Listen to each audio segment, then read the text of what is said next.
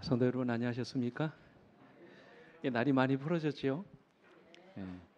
그래도 조석으로 굉장히 일교차가 심한 이때 건강에 각별히 유의하시고 건강에 유의하시기 바랍니다. 오늘도 아버지의 전을 찾으신 여러분들을 진심으로 환영합니다. 오늘 하나님 말씀 요한 3서 1장 2절 말씀 딱 한 구절이기 때문에 우리 말씀 같이 봉독하고요. 말씀 나누겠습니다. 준비되셨죠? 앞에 스크린을 보시면 되겠습니다. 함께 읽겠습니다. 시작. 사랑하는 자여, 내 영혼이 잘됨 같이 내가 범사에 잘되고 강건하기를 내가 간구하노라. 아멘.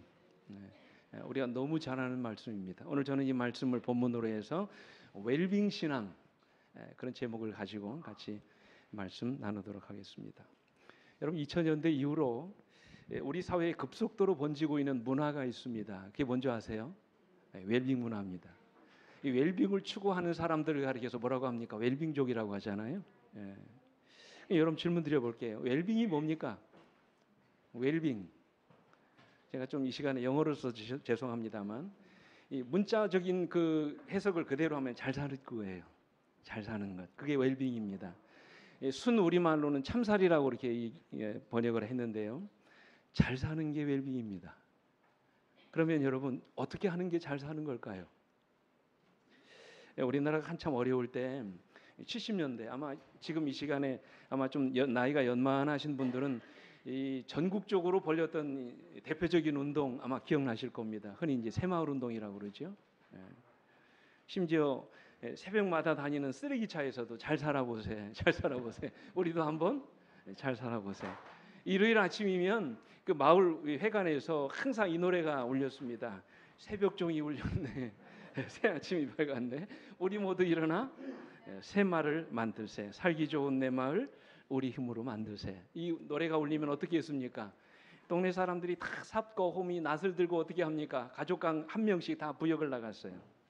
지금도 그 어린 시절의 모습이 눈에 선합니다.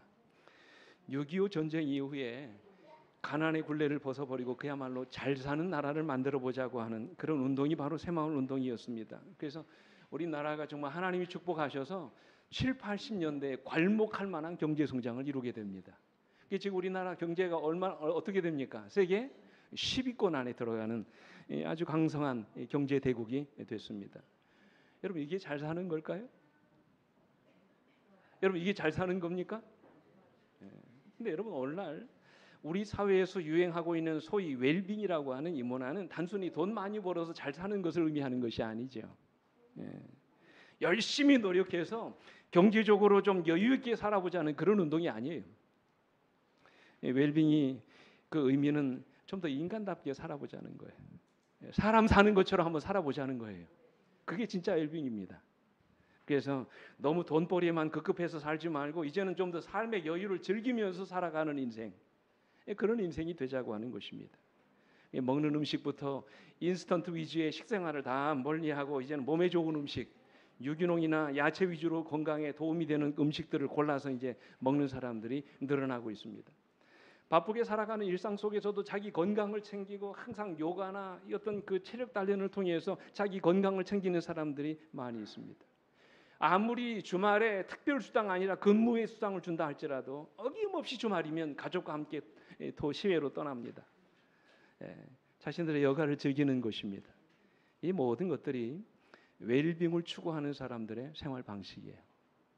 그래서 어떤 사람은 이런 말을 했습니다. 한 웰빙 주자가 한 말인데요.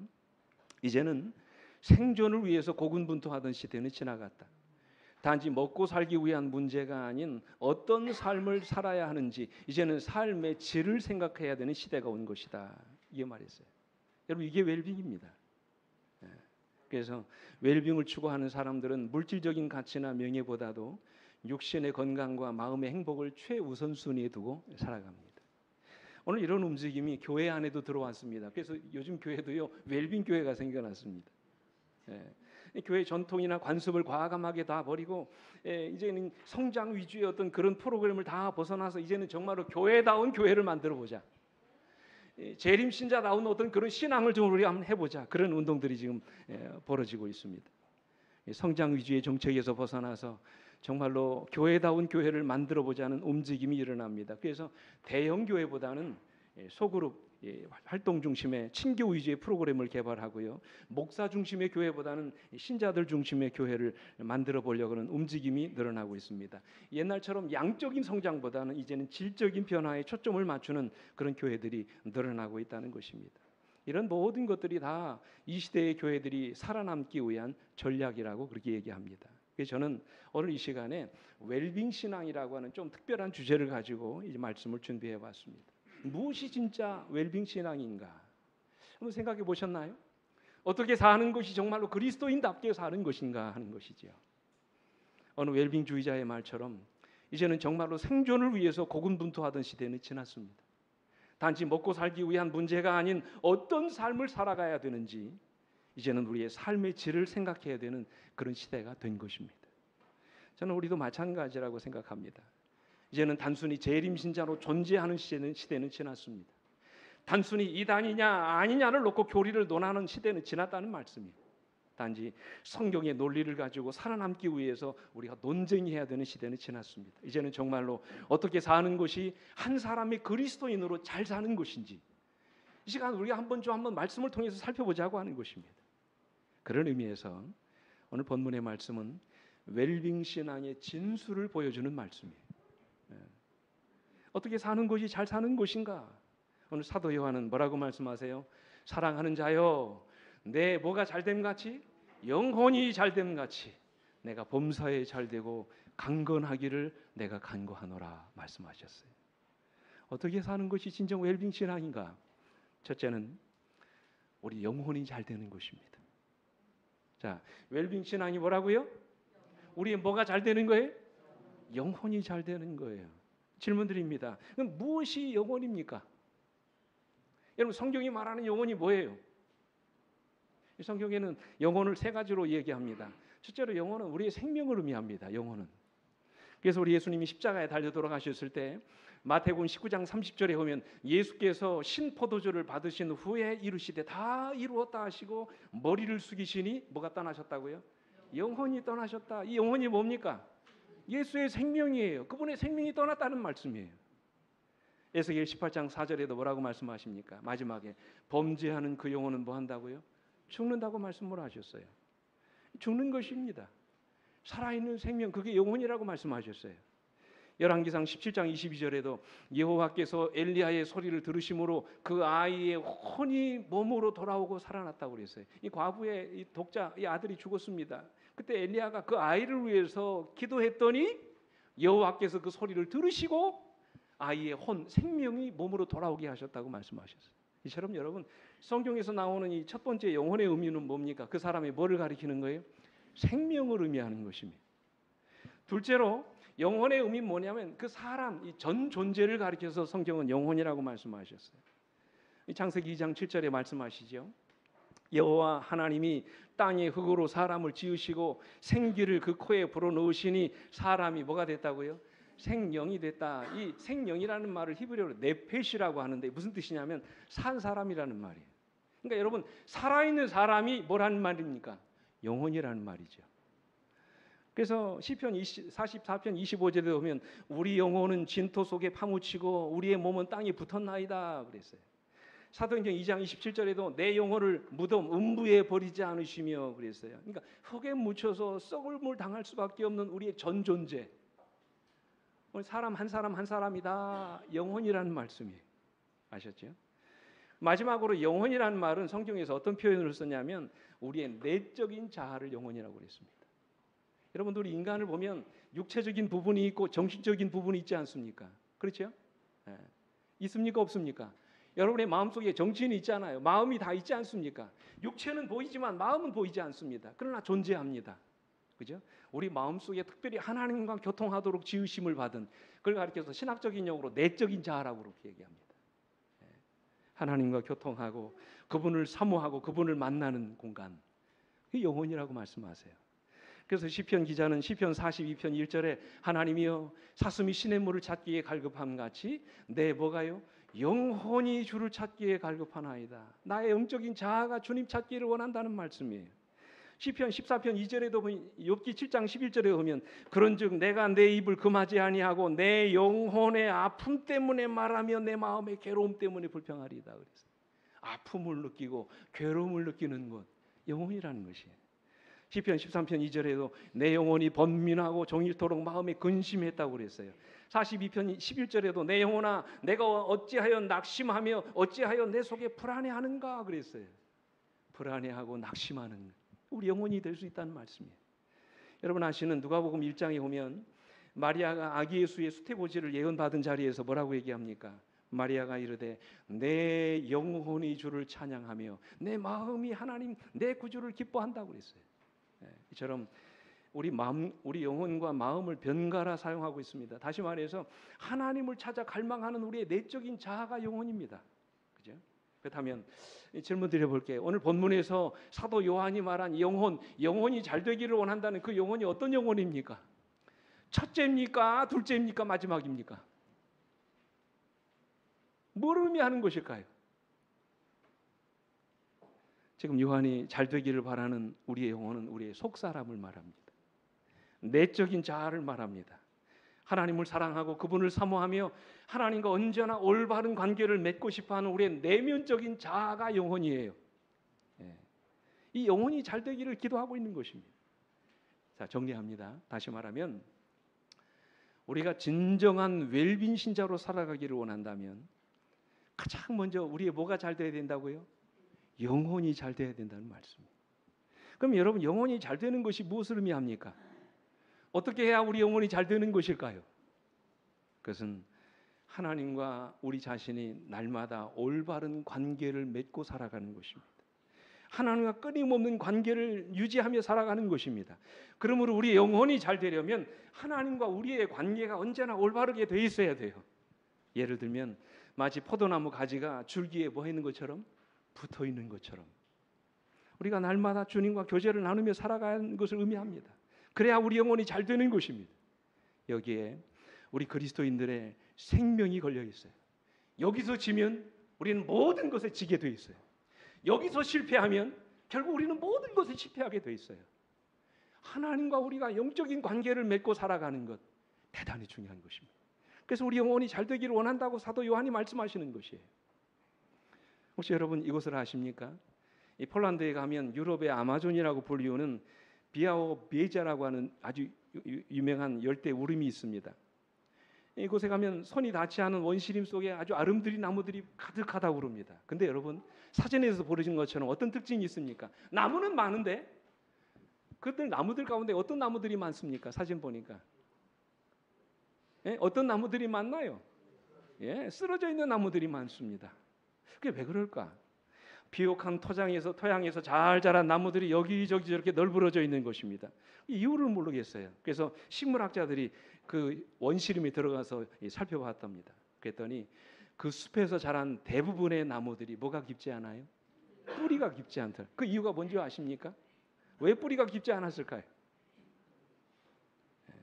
그 이유는 토양이 너무 뭐해서 중요한 것입니다. 이 원시림의 토양이 너무 어떻게 돼서 아주 비옥해가지고 나무가 뭐 내릴 필요가 없는 거예요. 뿌리를 깊이 내릴 필요가 없는 것입니다. 그저 뿌리를 깊이 내리지 않아도 자신들이 원하는 양분을 충분히 공급받을 수 있기 때문에 뿌리가 뭐하지 않은 것입니까? 옆으로만 뻗은 거예요. 아래로 뽑지 않은 것입니다. 그래서 조금만 심한 바람이 불어도 금방 쉽게 나무가 어떻게 돼요? 쓰러지는 것이에요. 근데 여러분 그 밑에 있는 나무 보십시오. 이게 그 유명한 성경에 나오는 시띠나무입니다. 여러분 언약궤를 만든 나무가 뭐라고 그랬습니까? 성경에 조각목이라고 그랬잖아요. 이 조각목이 바로 시띠나무입니다. 우리 한국으로 말하면 아카시아과예요. 가시가 많은 나무. 근데 여러분 이 시띠나무는 어떤 줄 아세요? 대개 크기가 한 3, 4m 정도 높이인데 되는데 뿌리는 자그마치 어떻게 되냐면 수십 미터 평균. 그 앞으로 뽑고 있다는 거예요. 어떤 나무는요 뿌리가 자그마치 2kg까지 가는 뿌리도 있다, 나무도 있답니다. 대단하지 않습니까? 그래서 웬만한 가뭄에도 이 나무가 바람에 끄떡하지 않는다는 그 비결이 뭘까요? 뭐가 깊기 때문에 그래요? 뿌리가 깊기 때문에 그래요. 여기 중요한 게 하나 있습니다. 여러분 뿌리가 깊은 나무는 어떤 땅에서 자라요? 뿌리가 깊은 나무는 어떤 땅에서 자란다고요? 아주 척박한 땅. 그래서 여러분 시딘나무는 주로 모래사막 같은 그런 곳에서 자랍니다. 척박한 곳에서 자라는 것이죠. 왜냐하면 아무리 깊이 내려가도 뭐가 없어요? 물이 없고 양분이 없기 때문에 그냥 뿌리를 정신없이 뻗는 것입니다. 그러다 보니까 그 나무의 뿌리가 2km까지 가는 거예요. 중요한 것은 뭡니까? 뿌리가 깊으니까 나무가 뭐 하지 않아요? 흔들리지 않는 것입니다. 웬만한 비바람이 몰려와도 쉽게 넘어지지 않은 아주 튼튼한 나무가 되는 것입니다. 이처럼 나무는 뭐가 중요합니까? 뿌리가 중요합니다. 뿌리 깊은 나무라야 혹독한 환경을 이겨냅니다. 뿌리 없이 웃자란 나무는 작은 비바람에도 쉽게 넘어집니다. 여러분 어찌 나무뿐이겠습니까? 사람도 마찬가지. 우리 신앙도 마찬가지입니다. 뿌리를 깊이 내려야 흔들리지 않습니다. 여러분의 신앙이 깊이 내려야 여러분의 믿음이 어떻게 되지 않아요? 흔들리지 않습니다. 사랑하는 성도 여러분, 여러분의 영혼이 잘 되기를 원하십니까? 뿌리 깊은 신앙을 하시게 되기를 간절히 바랍니다. 뿌리가 깊을수록 나무가 크게 자라는 것입니다. 뿌리의 깊이가 여러분의 영혼의 깊이예요. 여러분의 영혼의 넓이가 여러분의 넓이입니다. 그 영혼의 넓이에 따라 그 사람의 넓이가 결정되는 것이기 때문에 그렇습니다. 다시 말하면 그 사람의 영혼의 크기에 따라 그 사람의 크기가 결정된다는 사실이에요. 그러면 여러분이시여, 여러분의 영혼이 잘 되기를 주님의 이름으로 축원합니다. 여러분의 영혼이 잘 되지 않으면 누구라도 넘어지기 쉽습니다. 여러분의 영혼이 잘 되지 않으면 누구라도 실패하기 쉬워요. 여러분의 영혼을 관리하는 일에 최선을 다하시길 간절히 바랍니다. 그래야 우리 영혼이 건강해지는 거예요. 여러분, 여러분의 영혼이 진정 잘 되기를 원하세요? 3가지를 좀 당부드릴게요. 첫째는 예배를 소홀히 하지 마셔야 돼요. 모이기를 힘쓰셔야 됩니다. 매 집회 때마다 우리는 빠짐없이 참여하여 하나님 말씀을 들으셔야 돼요. 그래야 여러분의 영혼이 삽니다. 예배를 소홀히 하면서 여러분의 영혼이 잘 되기를 기대하지 마시기 바랍니다. 대부분의 성도들이 여기서부터 무너지기 시작합니다. 결국 시험에 빠지게 되는 것이죠. 둘째, 매일같이 우리가 기도하셔야 돼요. 여러분의 영혼은 기도의 영으로 채우셔야 돼요. 왜냐하면 기도가 영혼의 뭐기 때문에? 호흡이기 때문에 그렇습니다. 여러분 숨 안 쉬고 사실 분 있으십니까? 없지요. 5분만 숨 안 쉬어 보십시오. 다 죽습니다. 우리 영혼도 마찬가지예요. 영감회로도 이렇게 말씀하셨어요. 기도는 영혼의 호흡이며 영적 힘을 얻는 비결이다. 이외에 어떤 은사라도 기도를 대신하지 못하며 영혼의 건강을 유지하게 하지 못한다. 그래서 기도 없이 결코 우리 영혼이 건강할 수 없다는 말씀이죠. 마지막 3번째가 뭐냐면 규칙적으로 말씀을 읽으셔야 돼요. 오늘 우리 신자들 반에서도 이 말씀을 같이 나눴습니다만 이 하나님의 말씀이 우리 영혼의 뭡니까? 양식이죠. 우리 육체가 육신의 양식인 밥을 먹어야 사는 것처럼 우리 영혼도 하나님의 말씀을 먹고 소화시켜야 우리 영혼이 건강해질 수 있게 되는 것입니다. 그죠? 그래서 주님은 사람이 떡으로만 살 것이 아니요 하나님의 입으로 나오는 모든 말씀으로 살 것이니라고 말씀하셨어요. 내가 너에게 이른 말이 영이요 생명이라고 말씀하셨어요. 하나님의 말씀이 우리에게 생명을 주십니다. 영감이 그런 이렇게 말씀하십니다. 모든 생물에게 생명을 주시는 하나님의 생명은 그분의 말씀 가운데 포함되어 있으며 예수님께서는 하나님의 말씀으로서 병자를 고치시고 사기를 내어 쫓으셨다. 또 그 말씀으로 바다 물결을 잔잔케 하시고 죽은 자를 살리셨으므로 사람들이 하나님의 말씀에 능력이 있음을 증거하였다. 그러므로 성경은 우리의 유일한 힘의 원천이다. 그래서 우리가 영적으로 허기를 느끼고 뭔가 무기력해진 것을 느낄 때마다 가장 먼저 해야 될 일은 뭘까요? 말씀으로 돌아가는 것이. 여러분 환자들이 병이 걸려가지고 병원에 입원하면 제일 먼저 환자 눕혀놓고 뭐 먼저 꼽습니까? 링게루부터 꽂잖아요. 수액부터 꽂습니다. 그래서 사람이 살아납니다. 말씀도 마찬가지. 사랑하는 성도 여러분, 여러분의 영혼이 잘 되기를 원하십니까?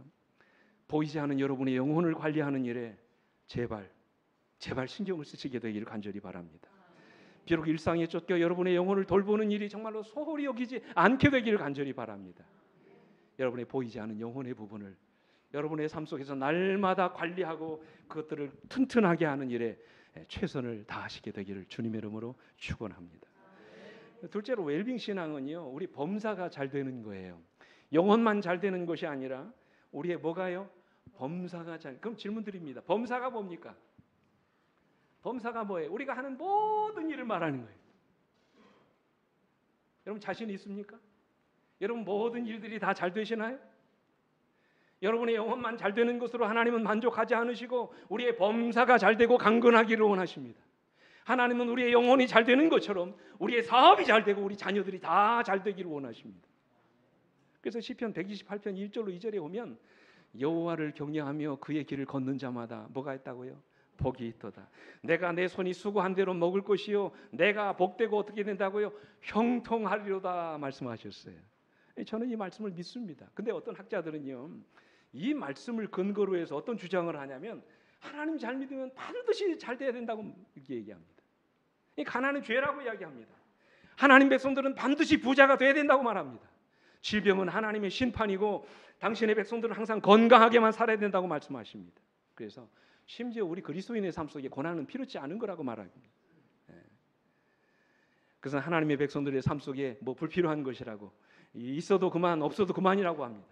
이런 문제를 가지고 아주 심각한 신학적인 토론을 벌이는 그런 분들도 제가 봤습니다. 그렇다면 여러분, 우리 신자들의 삶에는 뭐가 없어야 돼요? 가난이 없어야 합니다. 실패가 없어야 합니다. 질병도 없어야 되지요. 어려운 일도 없어야 합니다. 근데 질문 드려볼게요. 우리 현실은 어떻습니까? 오늘 여러분 어려움이 없으십니까? 오늘 여러분의 삶 속에 질병, 고통 없으세요? 혹시 이 자리에 있는 여러분 가운데 가난이 없으십니까? 여러분 가운데 배고픔을 경험하시는 그런 분 없으세요? 아니죠. 우리 현실은 결코 그렇지 않습니다. 우리에게는 여전히 실패가 있습니다. 우리에게는 여전히 어려움이 있어요. 오늘 우리의 삶 속에 여전히 고통이 있습니다. 이 문제를 어떻게 해결해야 하는 것이에요? 어느 때는 우리가 원하는 대로 되기도 하지만 그렇지 않은 경우들이 더 많습니다. 여러분 이 말씀 인정하십니까? 안 합니까? 하죠. 그렇다면 사랑하는 자요, 내 영혼이 잘 되는 것 같이 내가 범사에 잘 되고, 이 말씀의 의미가 과연 뭔가 하는 거예요. 저는 그 답을 로마서 8장 28절에서 찾고 싶습니다. 같이 읽어볼까요? 시작. 우리가 알거니와 하나님을 사랑하는 자 곧 그의 뜻대로 부르심을 입은 자들에게는 모든 것이 합력하여 선을 이루느니라 말씀하셨어요. 아멘. 여러분 그렇습니다. 모든 것이 합력하여 선을 이루게 되는 것, 그게 범사가 잘 되는 거예요. 무슨 말입니까? 이 말씀은요, 우리들의 삶에 고난이 없고 질병이 없다는 말이 아니에요. 우리의 삶에 실패가 없고 시련이 없다는 말이 아닙니다. 물론 예수 잘 믿으면 건강해지고 부유해질 수도 있습니다. 그러나 예수 믿는 사람들 중에서도 약한 사람이고 가난한 사람들이 있습니다. 예수 믿는 사람들도 실패하고 넘어지는 경험을 합니다. 그러나 범사에 잘 되는 사람은 이 모든 것이 합력하여 아름다운 선을 이루도록 역사하신다는 말씀이에요. 어떤 경우에는 고난이 그 삶에 축복이 되는 경우도 있습니다. 어떤 사람에게는 가난이 그 삶에 복이 되는 경우도 있어요. 어떤 사람에게는 질병이 그의 삶에 놀라운 하나님의 기적을 경험하게 하실 수도 있다는 그런 말씀이에요. 한 가지 분명한 사실은 하나님을 사랑하는 자, 곧 그의 뜻대로 부르심을 입은 자들에게는 모든 것이 합력하여 선을 이루도록 하나님이 역사하신다는 사실이에요. 여러분 이게 바로 범사가 잘 되는 거예요. 미국의 이 전설적인 테니스 선수 가운데 아서 애쉬라는 사람이 있습니다. 혹시 여러분 이분 아십니까? 꽤 오래전에 있었던 사람이 1960년대 사람입니다. 근데 미국은 그때만 하더라도 이 흑인들은 테니스를 못 친다고 그래서 법으로. 버지니아 출신이거든요. 절대 흑인들은 테니스를 쳐서는 안 된다고 얘기했어요. 근데 이 사람 아버지가 뭐냐면 테니스 코트 관리원이었습니다. 그러니까 아들이 늘 거기서 산 것입니다. 그러다 보니까 테니스를 배운 거예요. 이 사람이 얼마나 유명한 사람이 되냐면 1963년 UCLA라고 하는 그 대학에 테니스 장학금을 받고 입학을 합니다. 그리고 68년 US 오픈에서 1위를 차지합니다. 70년에는 호주 오픈을 제패합니다. 75년대는 윈블던 대회에 나가지고 우승을 하는 최초의 흑인 테니스 선수가 됩니다. 여러분 1968년이 어떤 해인 줄 아세요? 미국에 1968년 여러분 잘 아시는 유명한 마틴 루터 킹이라고 하는 목사님이 암살을 당합니다. 한참 흑백 갈등이 극에 달했던 그런 아주 위험한 시대였습니다. 그때 이 사람이 미국의 최고 권위 대회인 US 오픈 대회에 나가가지고 뭐를 해요? 우승을 합니다. 세계 랭킹 1위 선수가 됩니다. 그분은 세계 테니스의 대회를 휩쓰는 아주 괄목할 만한 위대한 선수가 되죠. 근데 안타깝게도 1979년에 이 사람이 심장 질환을 앓게 돼요. 결국에는 은퇴를 선언합니다. 근데 불행하게도 더 큰 불행이 1983년도에 심장 수술을 받다가 수혈을 받았는데 수혈 받은 피가 에이즈 환자의 피였어요. 그게 결국 이 사람이 수술 받다가 결국 에이즈에 감염됐습니다. 이 사람의 소식이 전 세계에 전해지게 됐을 때 그를 아끼는 팬들이 얼마나 안타까워했는지 몰라요. 수많은 격려의 편지를 보냈습니다. 근데 어떤 분이 편지에서 이렇게 물었대요. 하나님이 왜 하필이면 당신에게 그런 나쁜 병에 걸리게 하셨나요? 여러분, 우리가 인생을 살면서 얼마든지 그런 질문을 던질 수 있잖아요. 왜 하나님이 나에게 이런 고통을, 왜 하나님이 나에게 이런 괴로움을 경험하게 하셨나? 이런 질문을 던졌어요. 이 아서웨 씨가 에이즈를 하나님의 뜻으로 받아들였다고 하는 그 언론 보도를 듣고 이 사람이 편지를 보낸 것입니다. 왜 하필이면 당신 같은 사람에게 하나님이 그런 몹쓸 병이 걸리게 하셨느냐 그랬어요. 그때 이 사람이 그 편지에 이렇게 대답을 했대요. 한번 들어보십시오. 전 세계적으로 5천만 명의 어린이들이 테니스를 칩니다. 그 중에 500만 명이 테니스를 정식으로 배웁니다. 그 중에 50만 명이 직업 선수가 됩니다. 그 중에 5만 명이 리그전에 참여합니다. 그 중에 5천 명이 그랜드슬램 대회에 참여할 자격을 얻습니다. 그 중에 50명이 윈블던 대회에 참여할 자격을 얻습니다. 그 중에 4명이 준결승에 진출합니다. 그리고 그 중에 2명만이 결승전에 갑니다. 그러면서 이렇게 말합니다. 저 홀로 윈블던 우승컵을 들어올렸을 때 저처럼 저 홀로 윈블던 우승컵을 들어올렸을 때 저는 하나님 왜 접니까? 라고 묻지 않았습니다. 병들었다고 내가 왜 접니까? 라고 물을 수 없는 이유입니다. 그러면서 그가 나중에 회고록 은총의 나날들이라고 한 책에서 이런 고백을 했습니다. 왜 접니까? 라는 질문을 나는 한 번도 제기한 적이 없다. 만일 내가 심장마비 혹은 에이즈에 걸린 것을 두고 왜 접니까? 라고 묻는다면 내가 받은 축복에 대해서도 왜 접니까? 라고 물어야 하고 그것을 즐기는 제 권리에 대해서 똑같은 질문을 해야 한다. 1975년 윈블던 대회에서 우승한 날 나는 내가 받은 축복에 대해 왜 접니까? 라고 묻지 않았다. 동일하게 나의 병듦과 고통에 대해서도 왜 접니까? 라고 묻지 않는다. 그 다음 말씀이 정말 중요해요. 정말로 중요한 것은 하나님의 뜻이 이루어지는 것이지 나의 개인적인 바람은 중요하지 않다. 여러분, 뭐가 중요하다고요? 정말로 중요한 것은 하나님의 뜻이 이루어지는 것이라고 했어요. 그것이 고통이든 그것이 질병이든 그것이 나의 인생의 아픔이든 그것을 통해서 뭐가 이루어지는 것이 중요하다고요? 하나님의 뜻이 이루어지기를 원한다는 말씀이에요.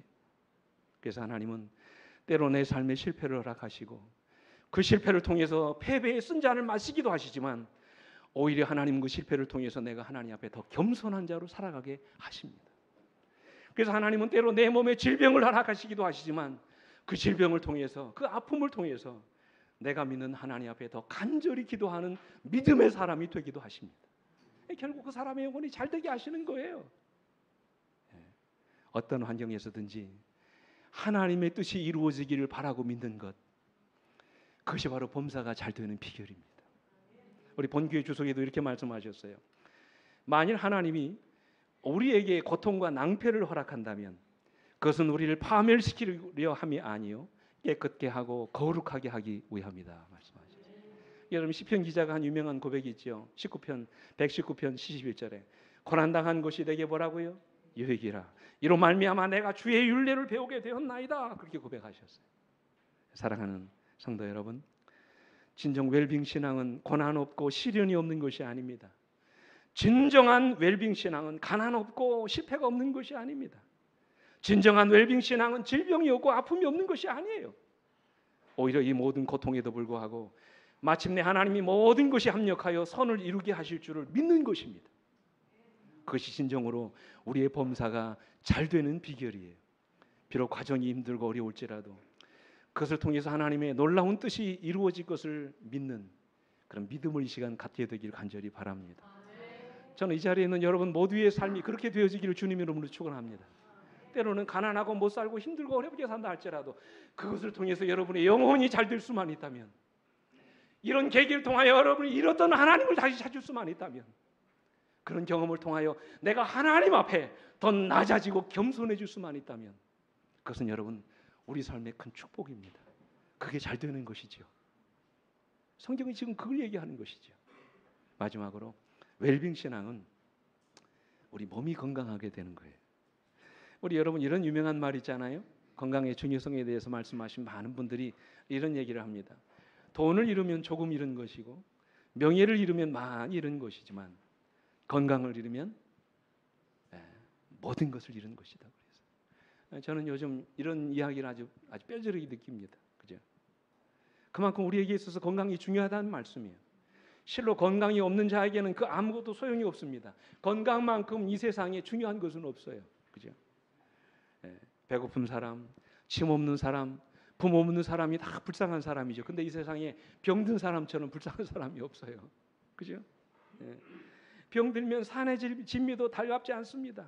세상 부귀영화도 부럽지 않습니다. 가고 싶은 것도 없어요. 먹고 싶은 것도 없습니다. 삶의 의욕이 없어요. 즐거움이 없습니다. 병들면 인생 자체가 고달픈 것이죠. 그래서 건강을 잃으면 모든 것을 잃은 것이라고 말씀하시. 그만큼 건강이 중요하다는 말씀이에요. 그래서 여러분 성경은 우리 인간의 몸을 하나님이 뭐라고 말씀하셨어요? 성경이 우리 인간의 몸을 뭐라고 말씀하셨습니까? 성전이라고 말씀하셨지요. 하나님이 임재해 계시는 곳이라고 말씀하셨어요.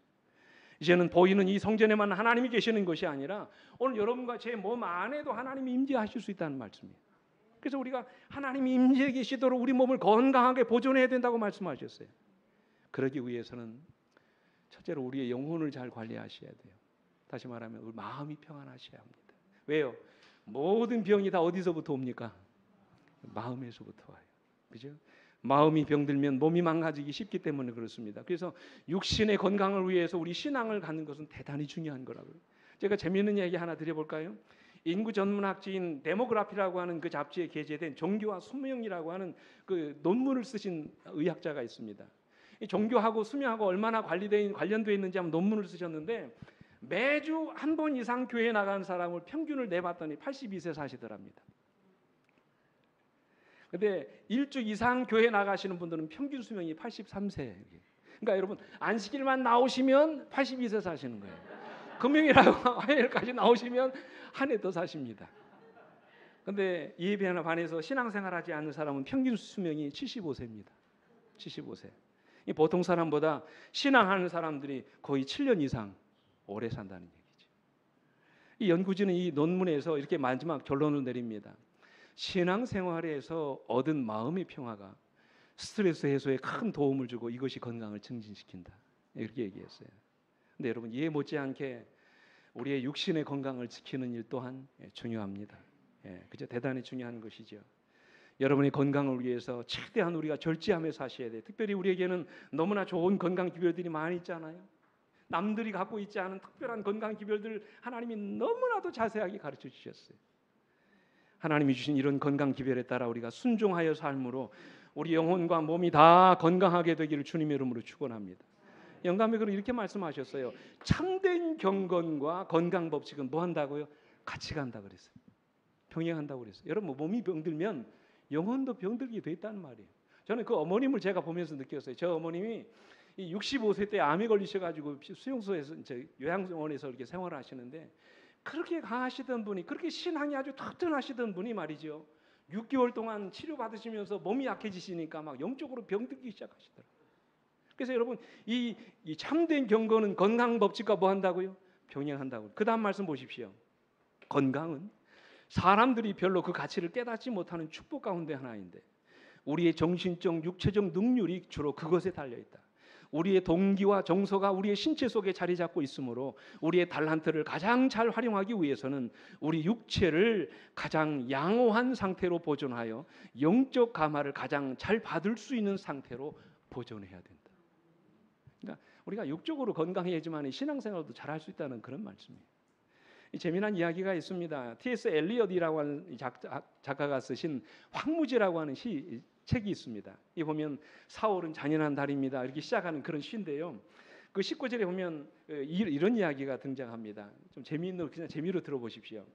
이 책에 나오는 한 주인공이 누구냐면 무녀가 한 주인공인데 쿠마라고 하는 무녀의 이야기가 나옵니다.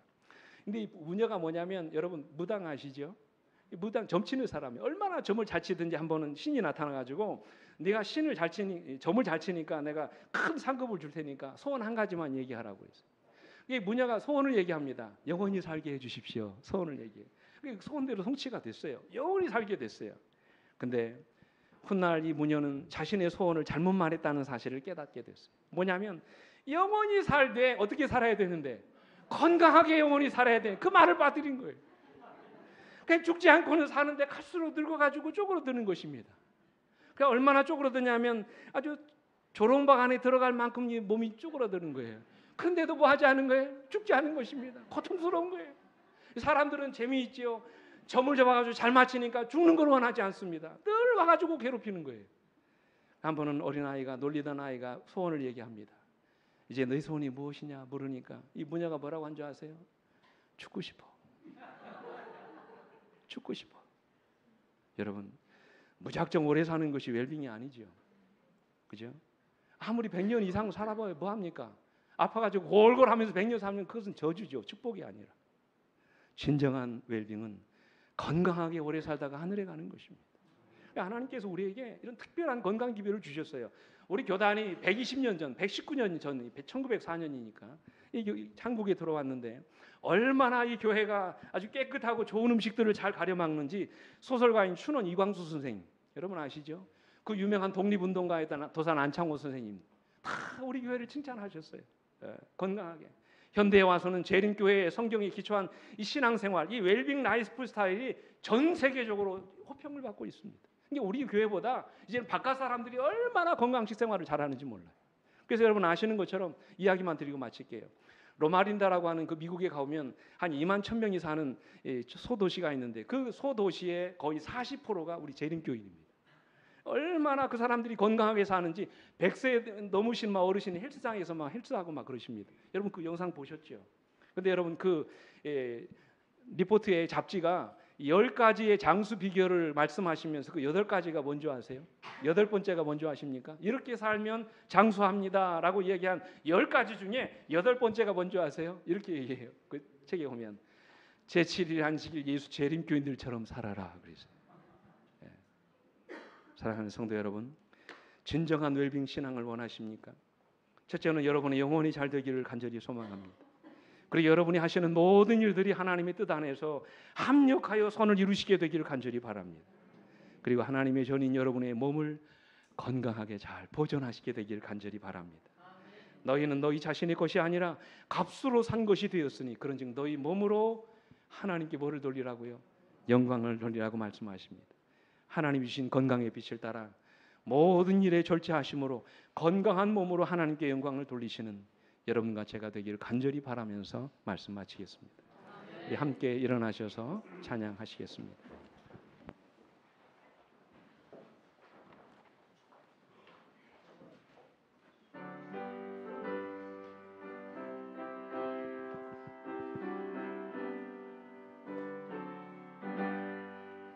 내 영혼 주의 은혜로 숨을 벗어버리니 이 슬픔 많은 세상도 기쁨의 천국 되도다. 오 할렐루야 나의 주 내 지은 죄를 사하고 또 나와 함께 계시니 기쁨의 천국 되도다.